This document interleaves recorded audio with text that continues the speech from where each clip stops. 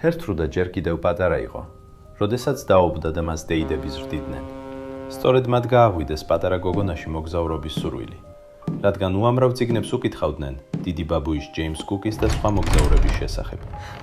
სწორედ ეს სურვილი გახდა ჰერტრუდას ბედის წერის გზა.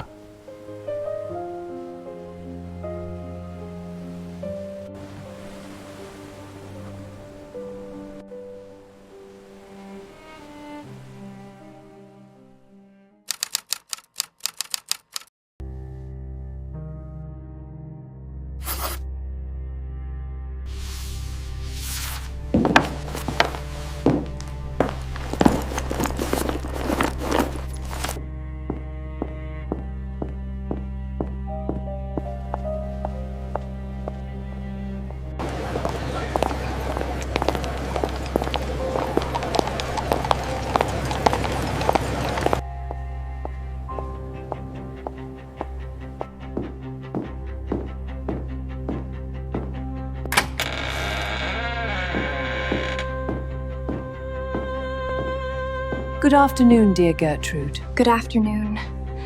Please forgive my lateness, and I became absorbed in my studies.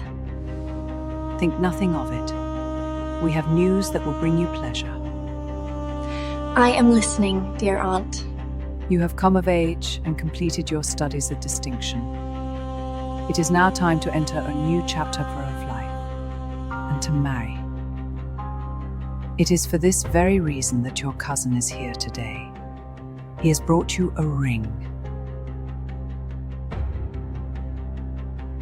Forgive me, aunt, but I have come to tell you that tomorrow I depart for Georgia.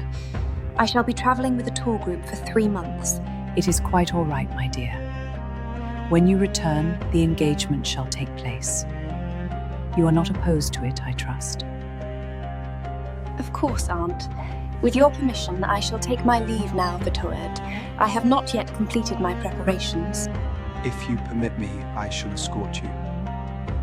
Thank you for the courtesy. However, my carriage awaits below.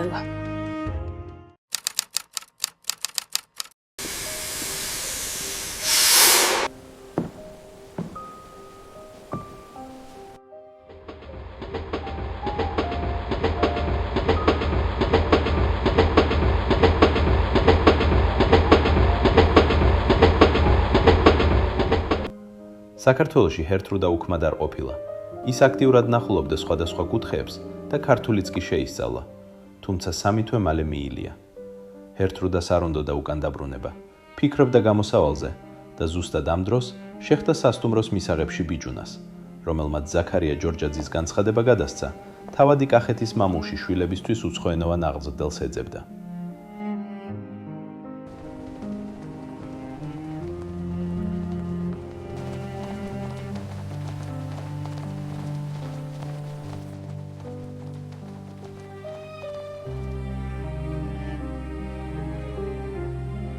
მოგესალმებით, ქალბატონო ჰერტრუდა.